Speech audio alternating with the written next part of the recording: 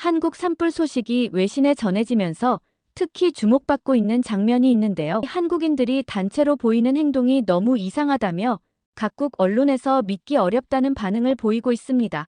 바로 알아보겠습니다. 안녕하세요. 저는 파리 소방청 구조대원으로 12년째 일하고 있는 클레망스 루소입니다. 아니, 정확히는 일하고 있었다가 맞겠네요. 지금은 휴직 중이니까요. 작년부터 심신치료를 받고 있습니다. 동생 유리를 잃은 후로 모든 것이 변했죠. 유리는 한국에서 입양된 아이였어요. 제가 10살 때 우리 가족에게 온 6살 아이. 처음엔 낯설고 어색했습니다. 하지만 유리의 해맑은 웃음은 금세 우리 가족의 중심이 되었죠. 특히 저에게 유리는 단순한 동생이 아니었어요. 보호해야 할 책임이자 제 삶의 이유였습니다. 동생 유리는 종종 한국에 가보고 싶다고 말했어요. 그럴 때마다 저는 냉정하게 대답했습니다. 왜 자신을 버린 나라에 가고 싶은지 이해할 수 없다고요. 지금 생각하면 너무 잔인한 말이었죠. 당시 저는 유리를 지키고 싶었어요. 버림받은 상처를 다시 건드리지 않게 하고 싶었습니다. 그런데 이제 와 생각해보니 진짜 두려웠던 건 제 자신이었던 것 같아요. 유리가 한국을 찾아 저를 떠날까봐. 그렇게 우리는 한국행을 계속 미뤘고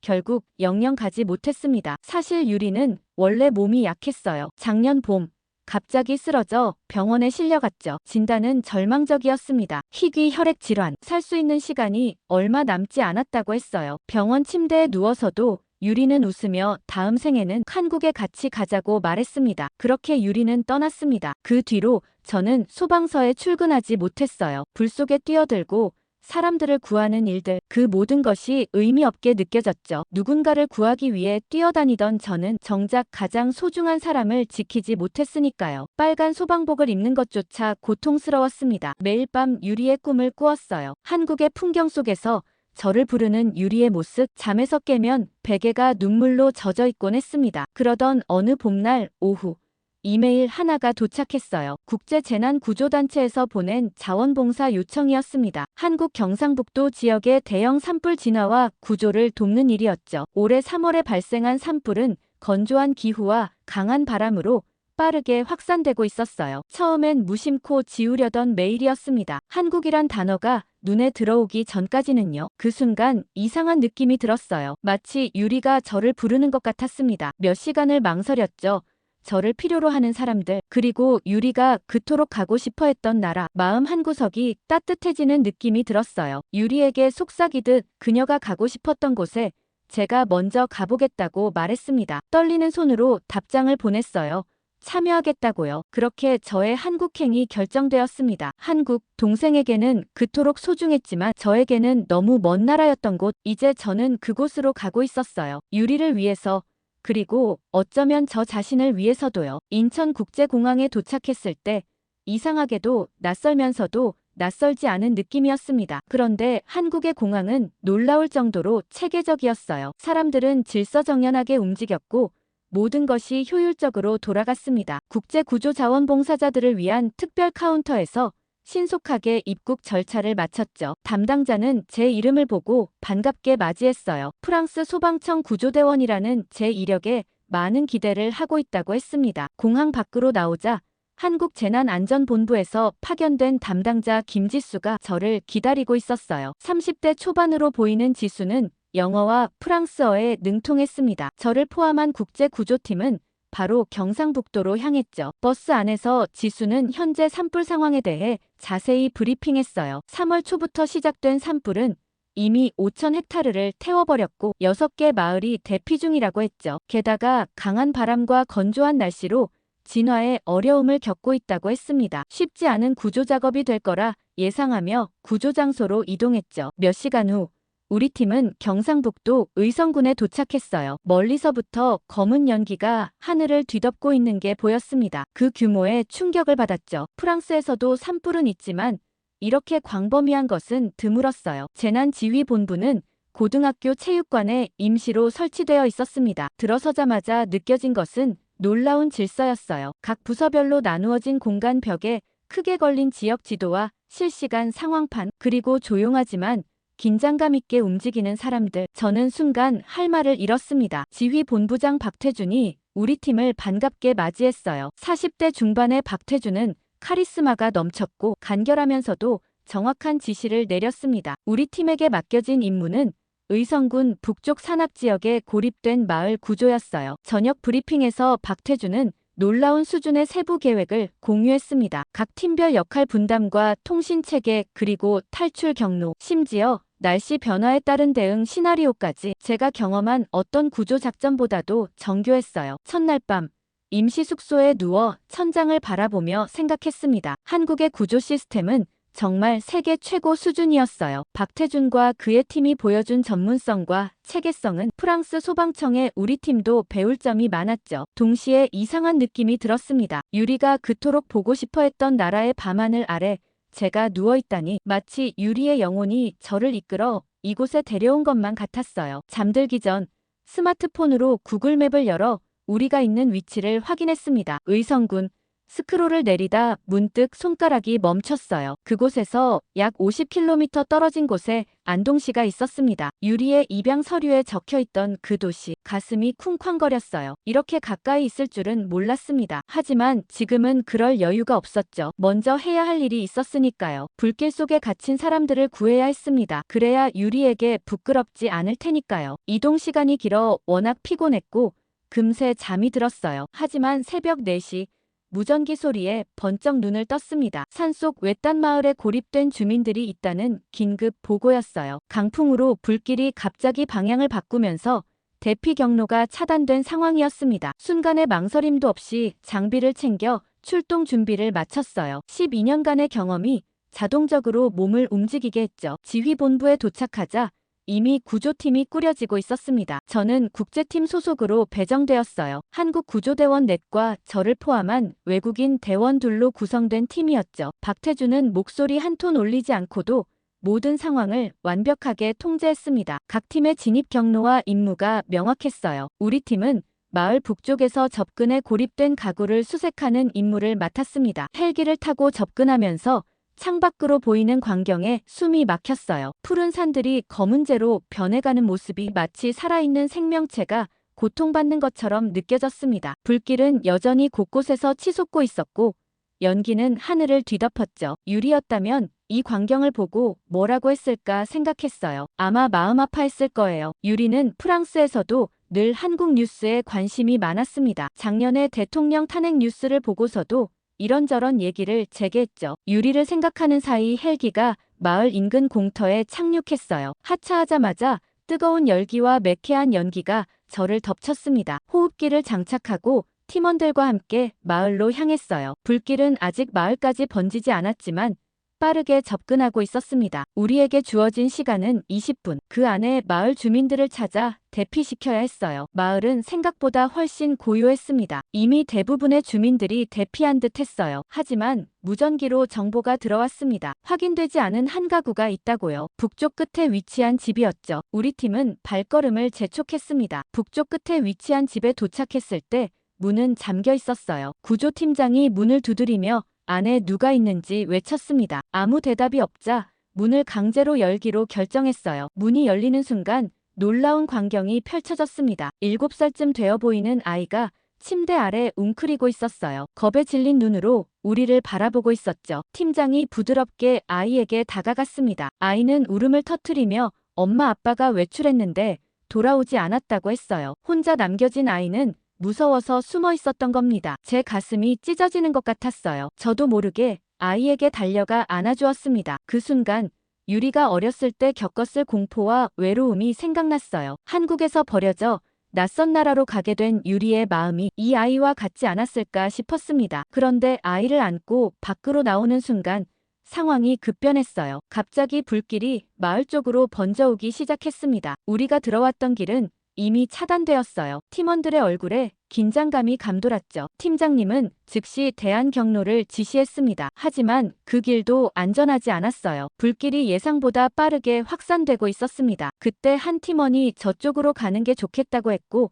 모두 그 길로 향했죠. 저는 아이를 꼭 안은 채 산길을 따라 뛰기 시작했어요. 연기가 점점 짙어지면서 호흡이 어려워졌습니다. 시야도 제한되었죠. 팀원들과의 거리가 벌어지기 시작했어요. 그때 발 아래 땅이 무너졌습니다. 순간 중심을 잃고 비탈을 따라 미끄러져 내려갔어요. 아이를 보호하기 위해 몸을 감싸 안은 채로요. 어디인지 모를 곳에 도착했을 때 주변은 연기로 가득했고 팀원들과는 연락이 끊긴 상태였습니다. 무전기는 추락 과정에서 파손되었어요. 아이는 겁에 질려 제 품에 안겨 울고 있었죠. 저도 두려웠습니다. 하지만 아이를 안심시키기 위해 미소를 지었어요. 프랑스어로 괜찮다고 곧 구조될 거라고 달래며 앞으로 나아갔죠. 숨을 쉬는 것이 점점 어려워졌습니다. 호흡기의 산소도 줄어들고 있었어요. 주변은 점점 뜨거워졌고 불길이 사방으로 다가오는 것을 느낄 수 있었습니다. 그래도 포기할 수 없었어요. 이 아이를 안전하게 데려가야 한다는 일념뿐이었죠. 마치 유리를 지키는 것처럼 말이에요. 하지만 희망이 없다고 생각했습니다. 우리를 구하는 건 너무 위험해 보였어요. 그렇게 탈진 상태로 한 바위 뒤에 쓰러졌을 때 희미하게 누군가 부르는 소리가 들렸습니다. 고개를 들어보니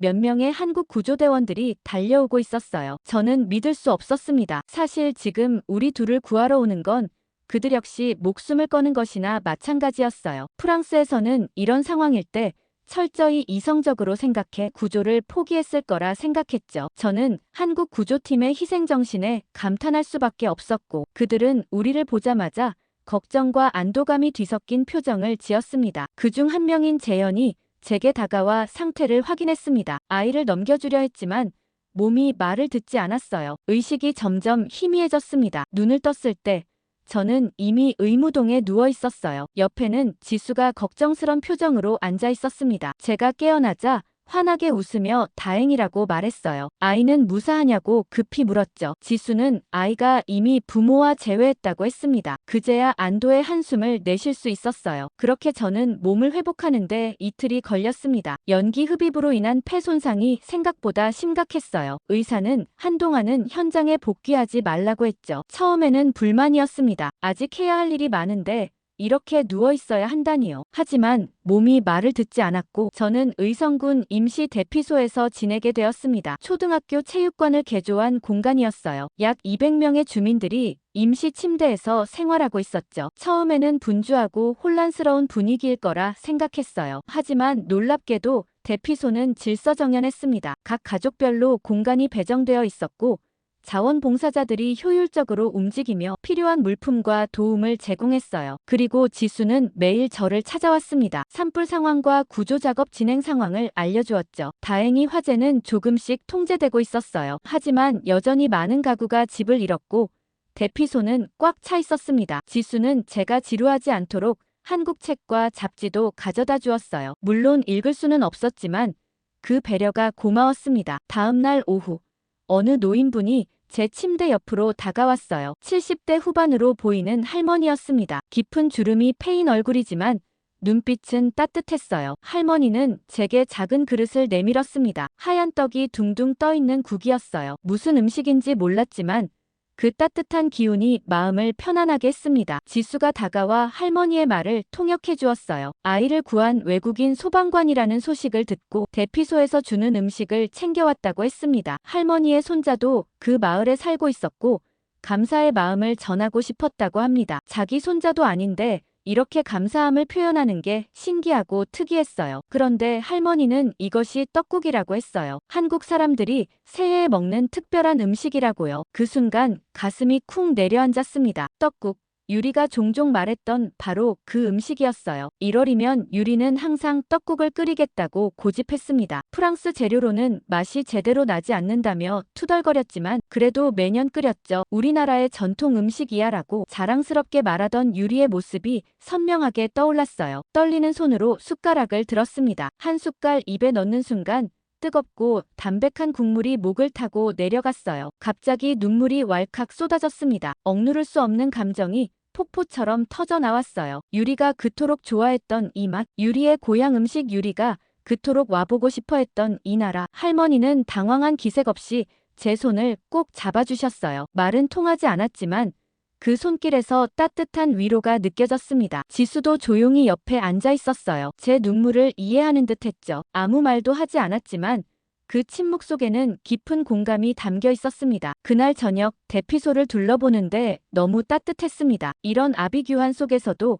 어린아이들은 어른들의 무릎에 앉아 이야기를 듣고 노인들은 지혜를 나누며 모두가 한 가족처럼 지냈어요. 프랑스에서는 보기 힘든 광경이었습니다. 밤이 깊어가면서 할머니들이 모여 노래를 부르기 시작했어요. 한국 전통 민요라고 했습니다. 가사는 알 수 없었지만 그 선율에는 깊은 슬픔과 희망이 담겨 있었죠. 마치 이 땅의 역사를 노래하는 것 같았어요. 그 소리를 들으며 가슴이 뭉클해졌습니다. 침대에 누워 대피소의 천장을 바라보며 문득 유리가 왜 그토록 한국에 오고 싶어 했는지 조금은 이해할 수 있을 것 같았어요. 이곳에는 단순한 풍경 이상의 무언가가 있었습니다. 사람들 사이의 연결, 공동체 의식 수천 년을 이어온 문화의 깊이, 유리는 본능적으로 이것을 그리워했던 게 아닐까요? 새벽녘, 문득 깨달음이 찾아왔습니다. 유리는 항상 알고 있었던 것 같아요. 자신의 뿌리, 자신이 어디에서 왔는지 그것을 부정하지 않고 받아들였죠. 하지만 저는 달랐습니다. 유리의 한국인 정체성을 인정하기 싫었어요. 유리가 오직 저희 가족의 일부이길 바랐죠. 이기적이었습니다.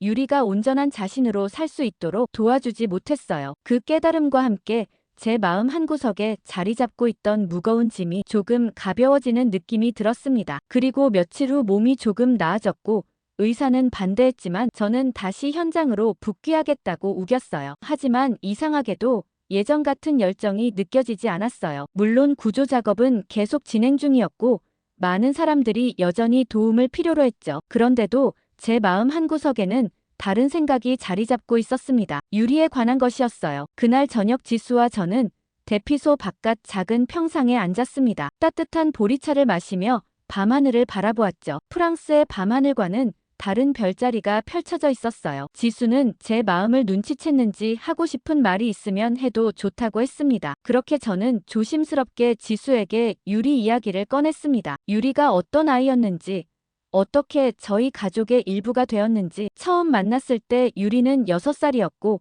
저는 10살이었어요. 말도 통하지 않았고 서로를 이해하기가 어려웠습니다. 하지만 유리의 해맑은 웃음은 모든 장벽을 허물었죠. 처음 며칠간 유리는 밤마다 울었어요. 그때마다 저는 유리의 작은 손을 잡아주었습니다. 지수는 유리가 프랑스어를 배우는데 얼마나 걸렸냐고 물었어요. 놀랍게도 빨랐다고 대답했습니다. 6개월 만에 기본적인 의사소통이 가능해졌고 1년이 지나자 또래 친구들과 거의 차이가 없었죠. 유리는 언어에 재능이 있었어요. 10살이 되자 영어도 배우기 시작했고 나중에는 저보다 더 유창하게 구사했습니다. 유리가 좋아했던 것들에 대해 이야기했어요. 그림 그리기를 좋아했고 특히 한국의 풍경을 상상해서 그렸습니다. 한 번도 직접 보지 않았는데도 산과 강 그리고 전통 가옥들을 놀라울 정도로 섬세하게 표현했어요. 마치 유전자 속에 그 기억이 새겨져 있는 것처럼요. 음악도 좋아했죠. 클래식 피아노를 배웠는데 한국 민요를 피아노로 편곡해서 연주하곤 했습니다. 중학생이 되면서 유리는 자신의 뿌리에 더 관심을 갖기 시작했어요. 한국어 책을 구해 혼자 공부했고 인터넷으로 한국 문화와 역사를 찾아봤죠. 16살 때는 파리의 한국문화원에서 열린 행사에 모두 참여하기도 했습니다. 그때 처음으로 한국 음식도 제대로 맛봤어요. 그날 저녁 얼마나 흥분해서 집에 돌아왔는지 모릅니다. 자신의 피에 흐르는 문화를 발견한 기쁨이었죠. 그리고 유리가 가장 좋아했던 계절은 봄이었습니다. 특히 벚꽃이 필 때면 행복해했어요. 파리의 공원에 벚꽃이 만발하면 유리는 거의 매일 그곳에 가서 시간을 보냈죠. 한 번은 제게 속삭였어요. 한국의 봄은 어떨지, 그곳의 벚꽃은 어떤 모습일지 너무 궁금하다고요. 그래서 우리는 함께 약속했습니다. 유리가 대학을 졸업하면 한국 여행을 가기로요. 하지만 그 약속은 지켜지지 못했어요. 지수는 조용히 듣고 있다가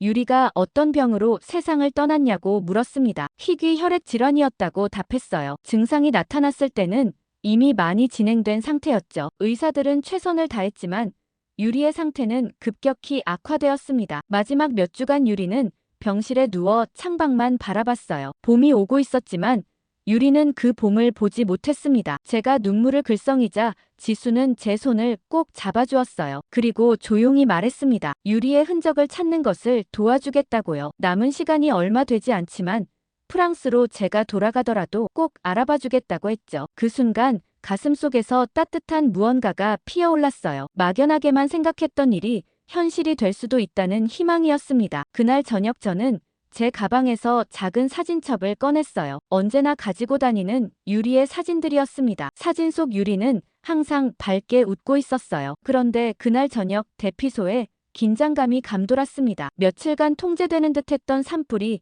갑자기 방향이 바뀌어 확산되기 시작했다는 소식이 들려왔어요. 강한 바람이 불면서 진화된 줄 알았던 불씨가 다시 살아난 것이었죠. 저는 즉시 지휘본부로 달려갔습니다. 이제 몸 상태도 회복되었으니 다시 현장에 투입되고 싶었어요. 본부에 도착하자 긴급회의가 한창이었습니다. 박태주는 지도를 가리키며 상황을 설명하고 있었어요. 새롭게 번진 불길은 깊은 산골 마을로 향하고 있었습니다. 더 큰 문제는 그곳과의 통신이 두절되었다는 거였어요. 마을에 몇 명의 주민이 남아있는지 대피 상황은 어떤지 알 수 없었습니다. 박태주는 구조대원들의 얼굴을 하나하나 살폈어요. 이번 임무는 매우 위험했습니다. 강한 바람으로 불길의 방향이 예측 불가능했고 산길은 가팔라 접근이 어려웠죠. 자원자를 요청했을 때 회의실에는 무거운 침묵이 내려앉았어요. 모두 위험을 알고 있었습니다. 산불의 무서움을 누구보다 잘 아는 프로들이었으니까요. 그 침묵 속에서 제 손이 천천히 올라갔습니다. 박태주는 놀란 눈으로 저를 바라봤어요. 아직 완전히 회복되지 않은 외국인 구조대원이 가장 위험한 임무를 자원한 것입니다. 왜 자원했는지 설명했어요. 한국 구조대가 제 목숨을 구해주었고 이제 그 은혜를 갚고 싶다고요. 그리고 제가 가진 산악 구조 경험이 이 상황에 도움이 될 거라고 덧붙였습니다. 잠시 고민하던 박태주는 결국 동의했어요. 하지만 조건이 있었습니다. 현지 구조대원 2명과 반드시 함께 행동해야 했죠. 그중 한 명은 이미 제 옆에서 손을 들고 있었어요. 바로 재현이었습니다. 제가 아이를 구하다 쓰러졌을 때 저를 구해준 그 대원이었죠. 또 다른 대원은 민석이라는 베테랑 산악구조대원이었어요. 작전회의가 시작되었습니다. 지수가 통역을 도왔어요. 마을까지는 약 7km의 산길을 가야 했습니다. 헬기는 강한 바람과 연기로 접근이 불가능했죠. 오직 도보로만 갈 수 있었어요. 목표는 명확했습니다. 마을에 남아있을지 모르는 주민들을 찾아 안전하게 대피시키는 것. 최악의 경우 불이 마을에 도달하기 전 대피소를 만들어 지원을 기다려야 했죠. 저녁 8시 우리 3명은 출발했습니다. 앞장선 민석이 길을 안내했고 재현은 통신과 의료 장비를 담당했어요. 저는 구조 전문가로서 현장 평가와 대피 계획을 맡았습니다. 어둠이 내린 산속은 무섭도록 고요했어요. 멀리서 들려오는 불길의 소리와 타는 나무 냄새만이 우리의 긴장감을 높였죠. 밤 산행은 생각보다 훨씬 힘들었습니다. 가파른 오르막과 좁은 산길, 그리고 점점 가까워지는 불길. 마스크를 쓰고 있었지만 연기가 눈을 자극해 시야가 흐려졌어요. 1시간쯤 올랐을 때 바람이 갑자기 강해졌습니다. 나뭇가지들이 사납게 흔들렸고 불길이 예상보다 빠르게 번져오는 것이 보였어요. 민석은 걸음을 재촉했습니다. 원래 경로로는 위험하니 다른 길로 가자고 했어요. 더 가파르고 어려운 길이었지만 불길을 피할 수 있었죠. 우리는 서로의 등을 밀어주며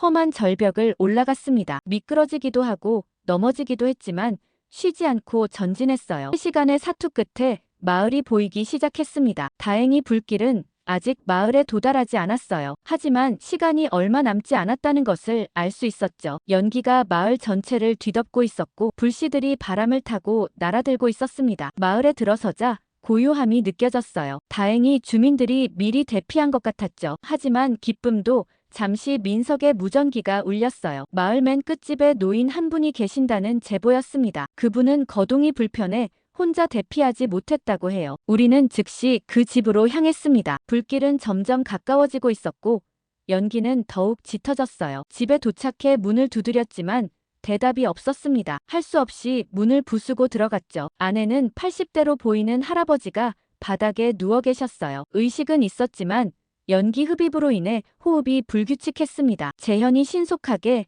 응급처치를 시작했어요. 산소 마스크를 씌우고 상태를 확인했죠. 다행히 심각한 부상은 없었지만 스스로 걸을 수는 없는 상태였습니다. 할아버지를 업고 나가야 했어요. 제가 자원했습니다. 프랑스 소방청에서 인명구조 전문 훈련을 받았고 이런 상황에 익숙했으니까요. 할아버지를 업고 집을 나서는 순간 상황이 급변했습니다. 바람이 더 거세게 불어오기 시작했고 불씨들이 마을 가장자리에 떨어지기 시작했어요. 재현과 민석은 앞뒤로 저를 보호하며 대피 경로를 찾고 있었습니다. 하지만 우리가 왔던 길은 이미 불길에 막혀 있었어요. 다른 경로를 찾아야 했죠. 그때 할아버지가 몸을 격렬하게 움직이기 시작했습니다. 처음에는 공포 반응인 줄 알았어요. 하지만 할아버지는 계속해서 집 쪽을 가리키며 뭔가를 말하고 계셨죠. 재현이 통역해 주었어요. 할아버지가 반드시 가져가야 할 것이 있다고 했습니다. 작은 나무 상자라고요. 상황은 위급했습니다. 불길은 점점 가까워지고 있었고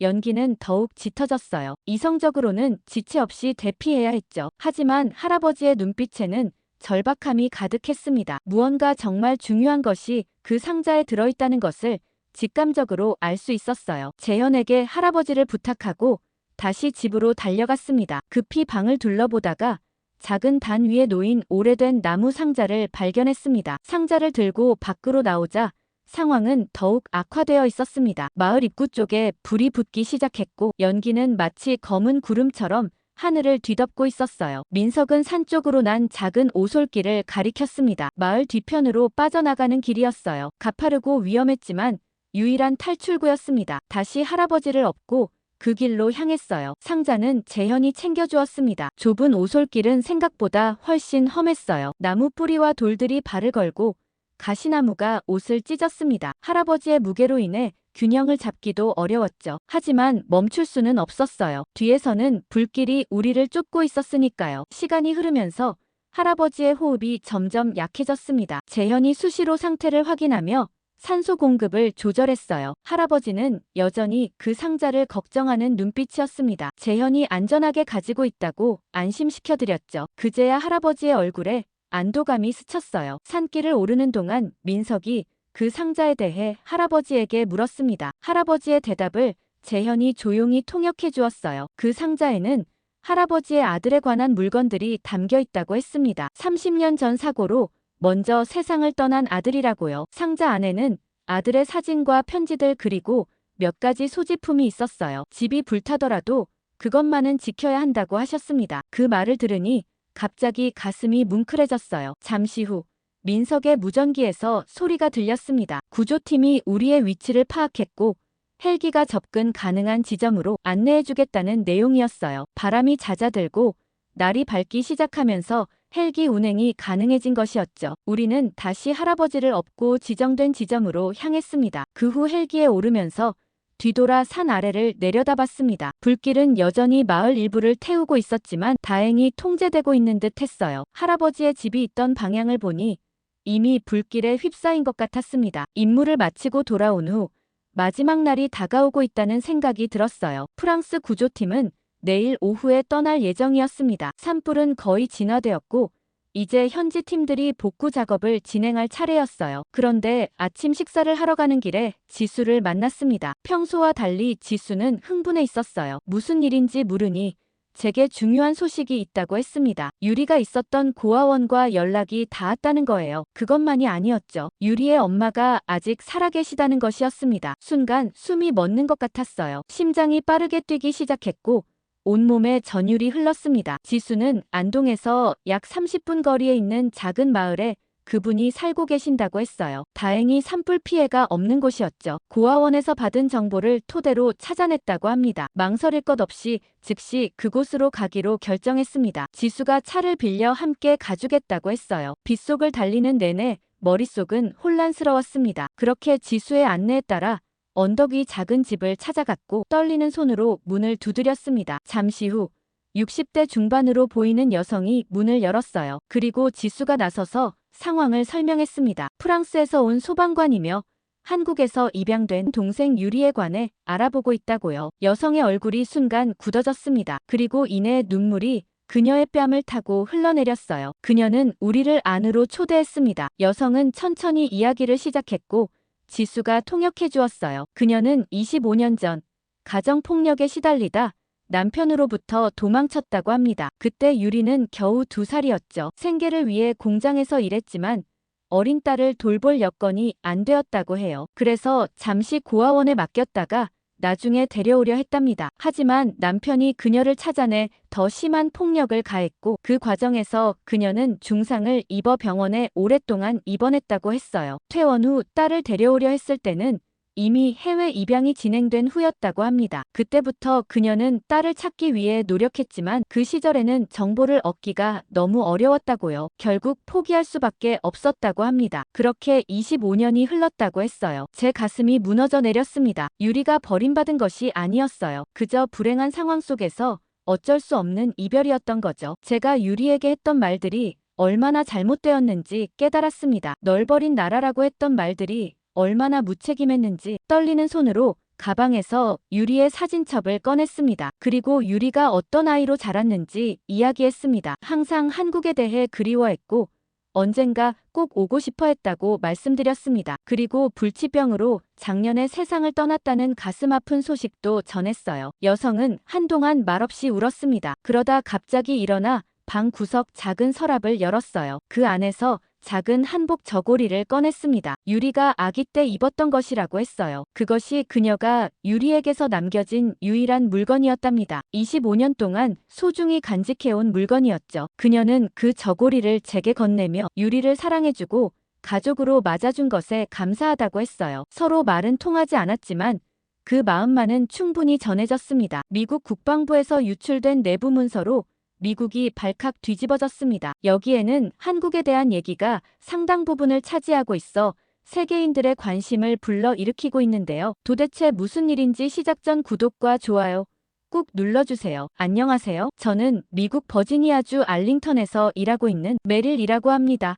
저는 미국의 대형 방산업체에서 핵심 엔지니어로 일하고 있어요. 회사 이름은 보안상 자세히 말씀드리긴 어렵지만 간단히 말해 미 국방부와 긴밀히 협력하며 최첨단 무기 시스템을 개발하는 곳이라고 생각하시면 될 것 같아요. 사실 저는 어릴 때부터 미군에 대한 자부심이 남달랐어요. 초등학교 시절부터 미군은 세계 최강이며 미국의 군사력은 절대 흔들리지 않는다는 믿음을 가지고 자랐거든요. 하지만 제가 대학교 1학년 때 제 생각이 한번 완전히 바뀌게 되었어요. 어느 날 밤 할아버지와 함께 현관 계단에 앉아 별을 보며 이야기를 나누고 있었는데 갑자기 할아버지가 진지한 표정으로 변하셨어요. 할아버지는 제가 방산업체에서 일한다는 얘기를 듣고 한 가지 이야기를 해주고 싶다고 하셨어요. 사실 자신이 지금 이렇게 살아있는 건 한국군 덕분이라는 말씀을 하셨죠. 그 말에 저는 깜짝 놀랐어요. 할아버지가 전쟁 경험에 대해 자주 말씀하셨지만 한국군에 대한 이야기는 처음 들었거든요. 할아버지는 베트남 전쟁이 끝나고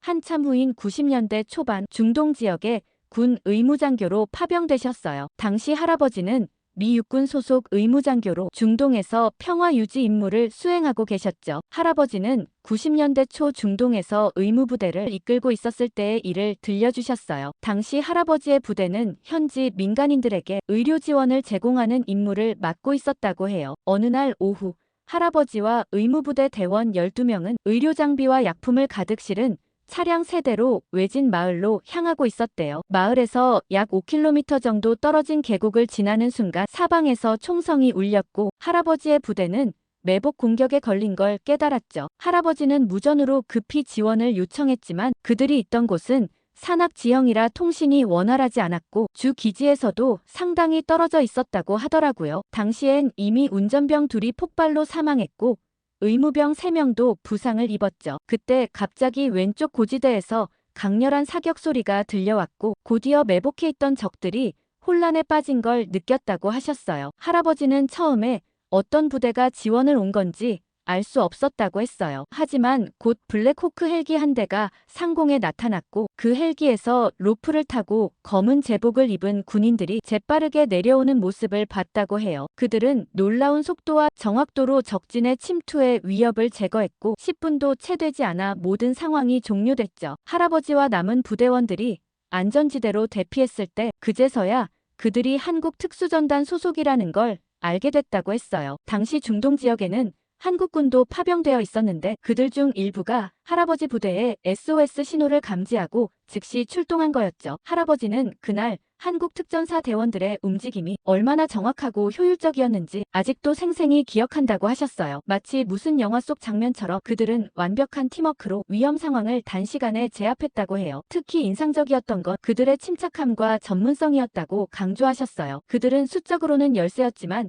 전술적으로는 압도적이었으며 할아버지가 본 가장 효율적인 군사작전 중 하나였다고 평가하셨죠. 할아버지는 그때 미군이 세계 최강이라는 생각이 얼마나 오만한 것이었는지 깨달았다고 말씀하셨어요. 미국인들은 항상 모든 면에서 최고라고 생각했지만 사실은 다른 나라들도 각자의 강점을 가지고 있었고 특히 한국군은 그날 할아버지에게 많은 충격을 줬다고 했죠. 할아버지는 그 경험 이후로 한국에 대한 존경심을 갖게 됐다고 하셨어요. 할아버지가 퇴역한 후에도 한국의 군사 발전에 관심을 가졌고 한국이 점점 더 강해지는 걸 보며 놀라워했죠. 특히 한국이 단순히 미국의 무기를 구매하는 나라에서 이제는 자체적으로 뛰어난 무기 시스템을 개발하는 나라로 성장한 것에 감탄하셨대요. 하지만 막상 방산업체에 다니고 나서 한국의 흔적은 크게 보이지 않았습니다. 그래서 할아버지 이야기를 전설 속의 이야기로만 생각했죠. 단순히 군사 능력이 뛰어나다 정도로 여겼습니다. 그런데 최근 몇 달 사이에 회사 내부에서 뭔가 이상한 조짐이 포착되기 시작했어요. 처음에는 그냥 일시적인 문제겠거니 생각했는데 상황이 점점 심각해지더라고요. 우리가 개발하는 미군의 핵심 무기 시스템들이 하나둘씩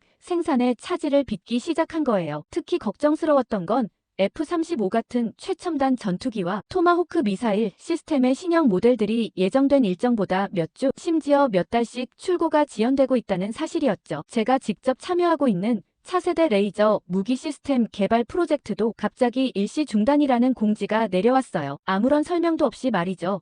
처음에는 단순히 예산 문제인가 싶었는데 회사 내부 분위기가 심상치 않게 느껴졌습니다. 고위 임원들이 자주 긴급회의를 소집하는 모습이 목격됐고 평소에는 볼 수 없었던 긴장감이 사무실 전체에 감돌았어요. 특별히 문제가 되는 것은 최첨단 무기 시스템에 들어가는 특정 부품들이었어요. 고성능 반도체 칩, 특수 합금으로 만든 센서, 그리고 정밀 광학 장비 같은 부품들이 갑자기 조달되지 않아 생산 라인이 중단될 위기에 처한 거였죠. 이건 정말 이해가 안 되는 상황이었어요. 미국 같은 초강대국이 그것도 국방 분야에서 부품 조달에 문제가 생긴다는 게 말이 되나요? 저는 정말 혼란스러웠습니다. 더 이상한 건 상부에서는 이 문제에 대해 제대로 된 설명을 하지 않는다는 점이었어요. 매주 열리는 부서 회의에서 저희 팀장님이 일정 지연에 대해 물어볼 때마다 돌아오는 대답은 늘 공급망 이슈를 해결 중입니다라는 모호한 말뿐이었죠. 그것도 더 이상의 질문은 받지 않는다는 듯한 단호한 어조로요. 처음에는 그저 일시적인 문제겠거니 했는데 한 주가 지나고 한 달이 지나도 상황은 나아지지 않았어요. 오히려 더 악화되는 느낌이었죠. 자주 다니던 시험장에서는 테스트할 장비가 없어 한가한 모습이었고 개발팀도 계속해서 계획을 수정하느라 진땀을 빼고 있었어요. 가장 기이한 건 모두가 뭔가 심각한 문제가 있다는 걸 알면서도 정확히 무엇인지는 아무도 모른다는 점이었죠. 그런데 밤에 침대에 누워서도 이 생각이 머릿속을 떠나지 않았습니다. 그냥 우리가 직접 만들면 되는 거 아닌가?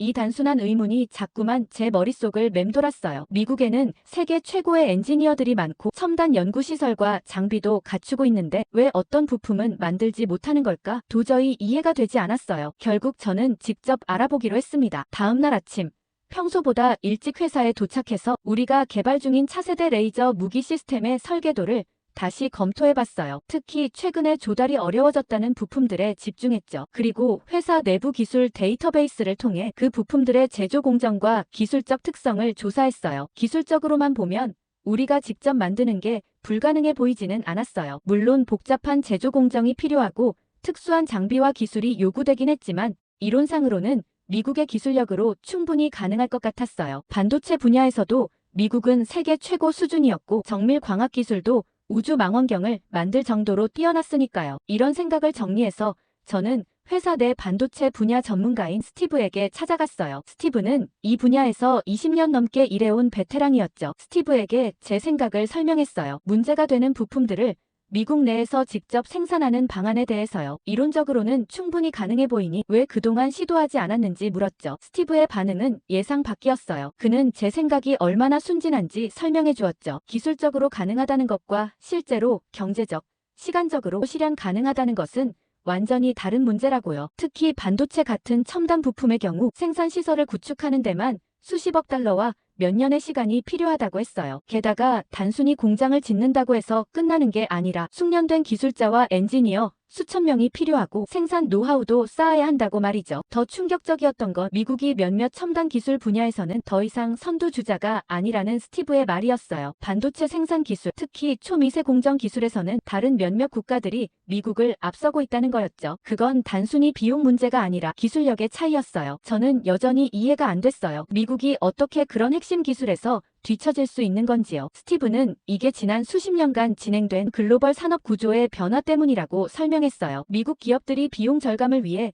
제조업을 해외로 이전하면서 중요한 제조 기술과 노하우가 함께 빠져나갔다는 거였죠. 그 결과 몇몇 핵심 분야에서는 미국이 더 이상 기술적 우위를 유지하지 못하게 되었다고요. 그러면서 우리가 겪고 있는 문제는 단순히 부품이 없어서가 아니라 그 부품을 만들 수 있는 능력이 없다는 거라고 말했어요. 물론 시간과 자원을 충분히 투자하면 가능하겠지만 당장은 어렵다는 말에 좌절할 수밖에 없었어요. 그러던 어느 날 아침 갑작스레 제 회사 이메일에 CEO 비서 명의의 메시지가 도착했어요. 메릴 엔지니어님, 오늘 오후 3시 15층 회의실로 오시기 바랍니다. 세부 내용은 현장에서 안내드리겠습니다. 라는 짧지만 긴장감 도는 내용이었죠. 전에 없던 일이라 약간 불안한 마음이 들었어요. 내가 뭘 잘못했나? 아니면 구조조정 대상인가? 온갖 생각이 머릿속을 맴돌았죠. 정확히 오후 3시에 15층 회의실에 도착했는데 문이 굳게 잠겨 있더라고요. 잠시 망설이다 노크를 했더니 문이 열리면서 안에서 누군가가 제 신분증을 확인했어요. 그리고는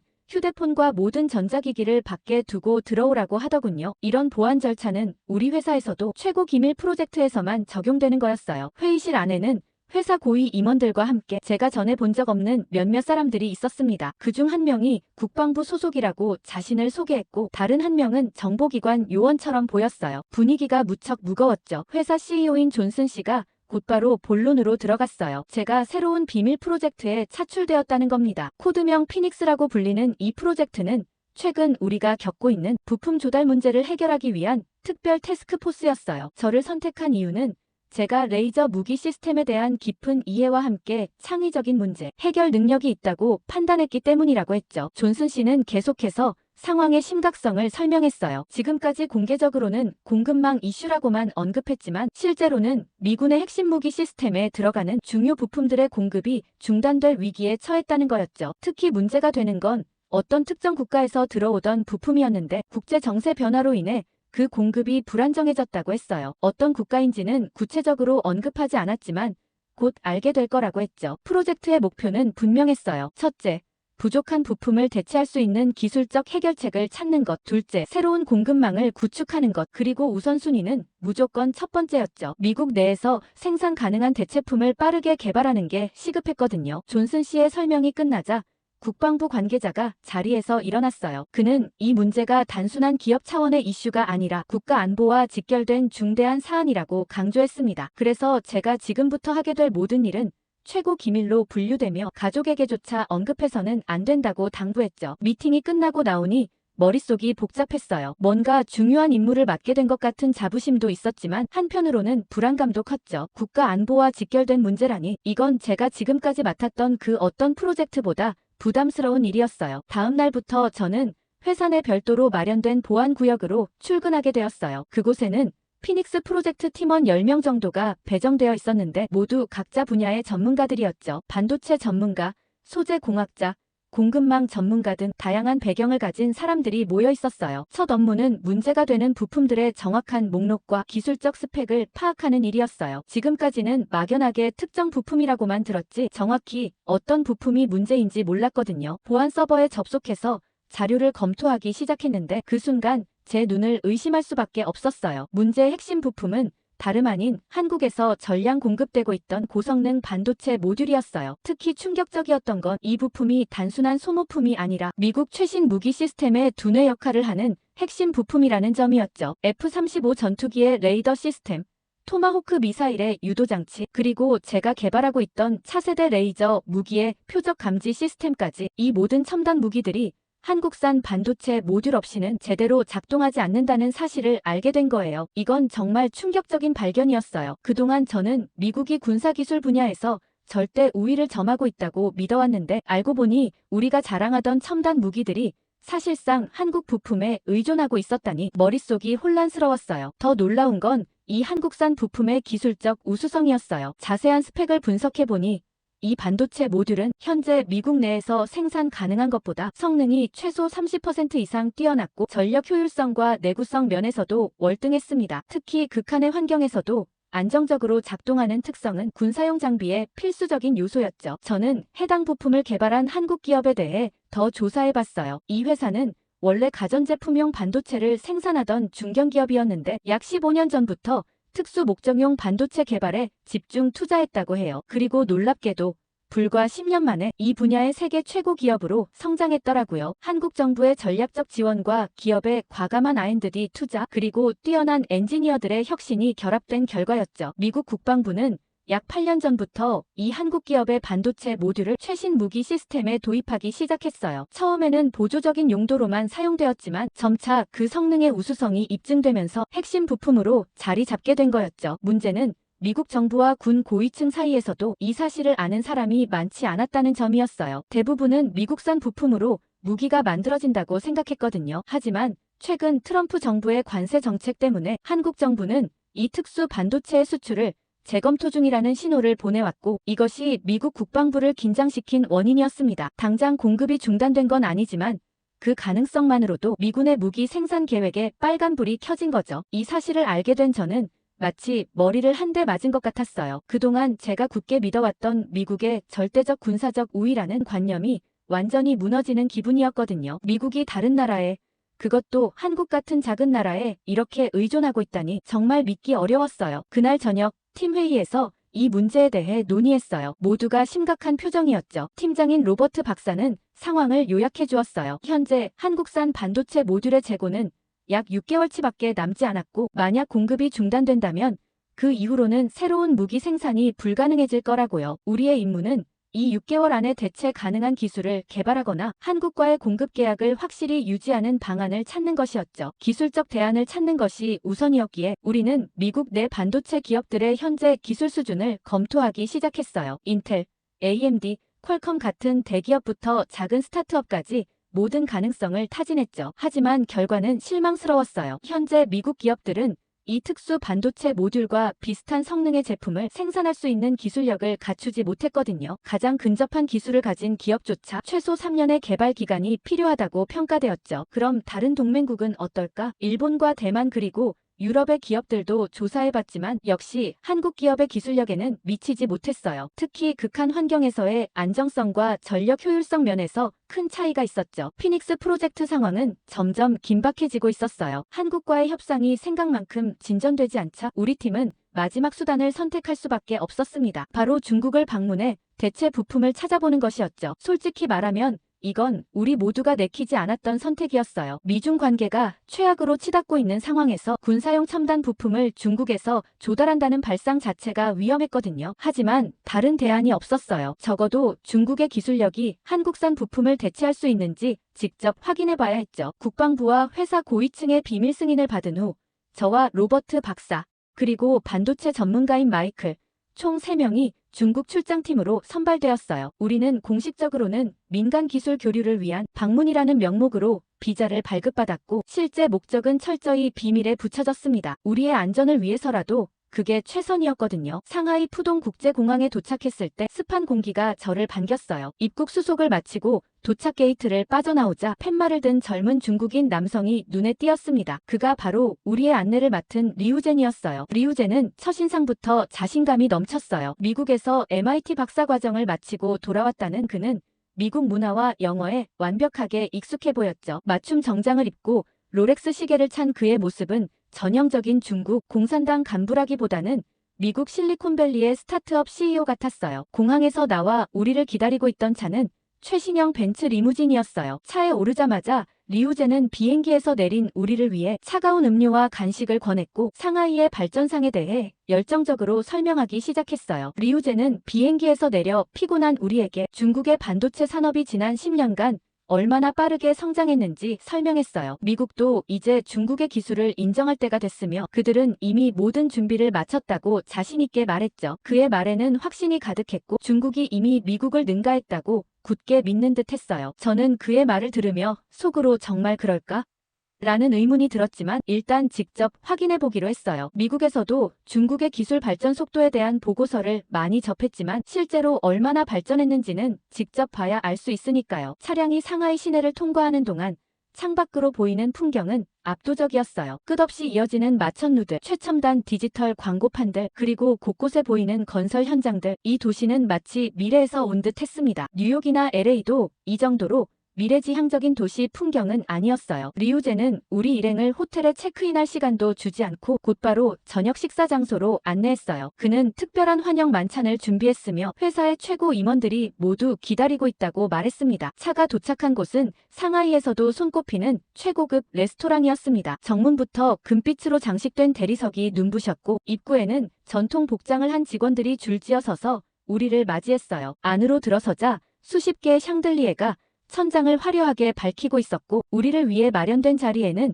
이미 고급 요리들이 차려져 있었어요. 자리에 앉자마자 종업원들이 다가와 크리스탈 잔에 고급 백주를 따랐고 리우제는 활짝 웃으며 이곳이 VIP 고객들만 모시는 특별한 자리라며 미군을 위해 일하는 우리를 환영한다고 말했어요. 저는 잠깐 긴장했어요. 우리가 군사 관련 일로 왔다는 사실은 공식적으로 밝히지 않았는데 리우젠이 그걸 알고 있다는 듯한 뉘앙스였거든요. 로버트 박사도 눈빛으로 조심하라는 신호를 보냈어요. 이 자리가 단순한 환영 만찬이 아니라는 걸 우리 모두 느꼈죠. 식사가 진행되는 동안 중국 기업의 고위 임원들이 차례로 소개되었고 모두 미국과의 협력 가능성에 대해 열의를 보였어요. 그들은 미국 기업들과 이미 다양한 분야에서 협력하고 있다고 했고 방위산업 분야로 그 협력을 확대하고 싶다는 의사를 분명히 했어요. 식사가 절정에 달했을 때 갑자기 직원들이 화려한 선물 상자들을 들고 입장했어요. 각자의 자리 옆에 놓인 그 상자들에는 고급 도자기 세트, 중국 전통 공예품, 심지어 희귀한 중국 차까지 담겨 있었어요. 그것도 각자의 취향과 관심사에 맞춰서 말이죠. 저는 이런 접대에 당황스러웠어요. 그들이 우리에 대해 상당히 깊이 조사했다는 사실이 드러났거든요. 저는 이 모든 접대가 단순한 환영 의식이 아니라는 걸 직감했어요. 리우젠과 그의 동료들은 지나칠 정도로 미국과 협력하고 싶어 했고 강한 로비가 느껴졌어요. 이런 상황은 전형적인 중국식 비즈니스 관행일 수도 있지만 방위산업 분야에서는 경계해야 할 신호였습니다. 하지만 저에게는 고급 식사나 비싼 선물보다 훨씬 중요한 것이 있었어요. 바로 그들이 생산할 수 있는 제품의 품질이었죠. 결국 우리가 중국에 온 목적은 한국산 부품을 대체할 만한 품질의 제품을 찾는 것이니까요. 만찬이 끝나갈 무렵 저는 더 이상 시간을 낭비하지 않기로 결심하고 단도직입적으로 제품을 직접 볼 수 있는지 물었어요. 제 질문에 분위기가 잠시 어색해졌어요. 리우제는 능청스럽게 웃으며 당연히 가능하다고 대답하면서 내일 아침 공장을 보여주겠다고 말했지만 저는 그가 자신감과는 달리 약간의 머뭇거림을 보였다는 걸 놓치지 않았어요. 호텔로 돌아오는 차 안에서 로버트 박사는 조용히 주의사항을 상기시켰어요. 우리가 본 것과 들은 것을 모두 기록하되 어떤 기술 정보도 중국 측에 넘겨서는 안 된다는 거였죠. 그리고 무엇보다 우리가 구체적으로 어떤 부품을 찾고 있는지 절대 언급하지 말라고 당부했어요. 다음 날 아침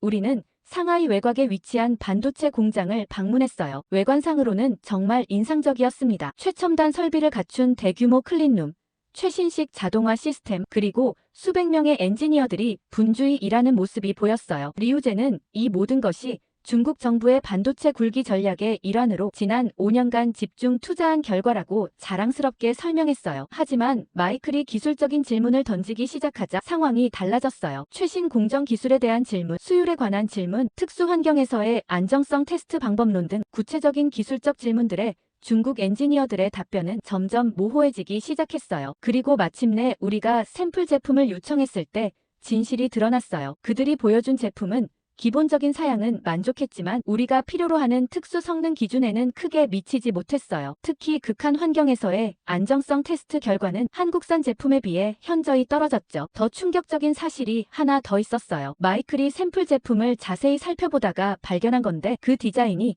한국산 제품과 너무 유사했어요. 마치 한국산 부품을 분해하고 분석해서 만든 것처럼 보였죠. 마이클은 저에게 눈짓으로 이 사실을 알렸고 저도 곧 그 유사성을 확인할 수 있었어요. 그날 오후 우리는 다른 두 곳의 중국 기업도 방문했지만 상황은 비슷했어요. 모두 화려한 외관과 자신감 넘치는 홍보에 비해 실제 기술 수준은 기대에 미치지 못했고 몇몇 업체는 노골적으로 한국산 부품을 참고했다며 자랑스럽게 말하기도 했어요. 세 번째 방문지에서 마이클은 더 이상 참지 못하고 기술 책임자에게 왜 이런 중요한 부품을 역설계에 의존하느냐고 직접적인 질문을 던졌어요. 그 질문에 중국 엔지니어는 의외로 솔직하게 대답했어요. 그들도 독자적인 설계를 원하지만 아직은 배우는 단계이며 지금은 선진 기술을 흡수하고 이해하는 과정이라고 설명했습니다. 그리고 5년 후에는 그들만의 혁신적인 설계로 세계를 놀라게 할 것이라고 말했죠. 호텔로 돌아오는 길에 우리 3명은 모두 침묵에 잠겼어요. 이번 방문을 통해 확실해진 것, 적어도 현재 시점에서 중국은 한국산 부품을 대체할 수 있는 기술력을 갖추지 못했다는 사실이었죠. 그들의 자신감과 화려한 시설에도 불구하고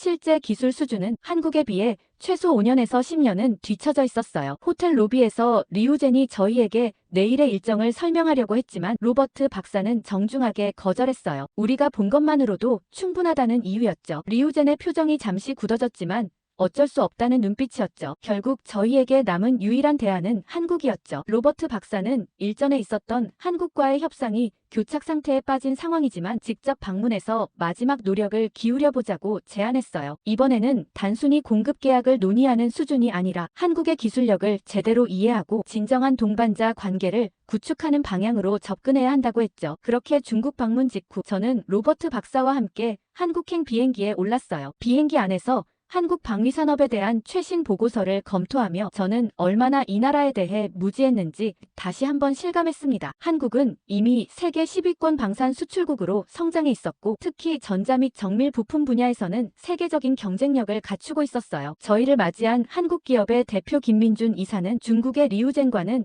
완전히 다른 스타일이었어요. 과장된 환대나 화려한 수사 대신 그는 간결하고 정확한 표현으로 일정을 안내했고 저희의 방문 목적을 정확히 이해하고 있었죠. 그의 태도에서는 자신감이 느껴졌지만 그것은 과시하기 위한 것이 아니라 자신의 기술에 대한 진정한 확신에서 비롯된 것 같았어요. 서울 시내 호텔에 짐을 풀자마자 저희는 바로 한국 기업의 연구개발센터로 향했어요. 중국에서는 마지막 날에야 실제 공장을 보여줬던 것과 달리 한국 측은 첫날부터 핵심 시설에 대한 접근을 허용했죠. 이것만으로도 그들의 자신감과 개방성을 느낄 수 있었어요. 연구센터에 도착해서 저희가 본 것은 정말 놀라웠어요. 이건 단순한 생산시설이 아니라 미래 기술을 개발하는 첨단 연구소였죠. 수백 명의 엔지니어들이 최첨단 장비를 사용해 작업하고 있었고 벽면에는 그들이 개발한 혁신적인 기술들에 대한 특허증과 상장들이 가득했어요. 김 이사는 이 센터에서 개발된 주요 기술들을 소개하면서 한국이 어떻게 반도체 분야에서 세계적인 경쟁력을 갖추게 되었는지 설명했어요. 그는 특히 미국과의 기술 협력 역사를 언급하면서도 한국이 독자적인 기술력을 키우기 위해 얼마나 노력했는지 강조했죠. 그는 처음에 한국이 미국 기술을 배웠지만 그것을 그대로 따라하는데 그치지 않았다고 말했어요. 그들은 끊임없이 혁신하고 개선해왔다고 했죠. 또한 사실 그들은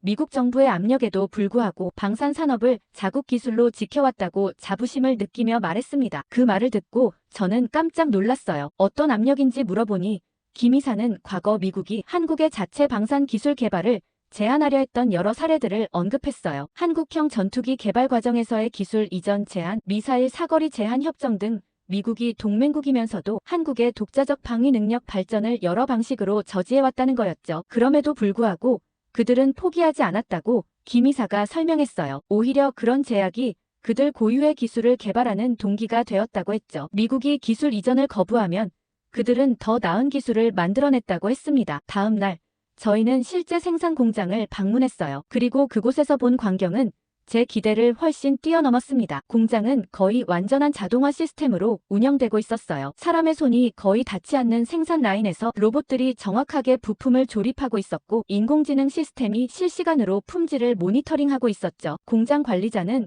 그들의 품질 기준이 미군이 요구하는 것보다 훨씬 엄격하다고 자랑스럽게 말했어요. 사실 몇 년 전부터 그들은 미군이 요구하는 사양을 뛰어넘는 제품을 개발해왔다고 했죠. 미군이 이제야 그 가치를 인정하기 시작한 것 같다고 그는 덧붙였어요. 그러면서 이제는 함께 걸어가는 파트너이며 일부 분야에서는 그들이 앞서 있기도 하다고 했죠. 진정한 동맹은 서로의 강점을 인정하고 보완하는 관계가 되어야 하지 않겠냐고 그는 물었습니다. 그의 말은 저에게 깊은 울림을 주었어요. 저는 그동안 미국이 한국을 바라보는 시각이 얼마나 일방적이었는지 깨닫게 되었습니다. 김 이사는 많은 한국인들이 미국이 그들의 가치를 제대로 인정하지 않는다고 느끼고 있다고 우려를 표했어요. 특히 젊은 세대들은 더 이상 미국을 무조건적인 동맹으로 보지 않는다고 했죠. 이런 상황이 지속된다면 한국 정부도 국민 여론을 무시할 수 없을 거라고 했습니다. 그의 말은 위협이 아니라 현실적인 우려였어요. 그리고 저는 그 우려가 얼마나 타당한지 이번 방문을 통해 충분히 이해하게 되었죠. 한국은 더 이상 미국의 도움이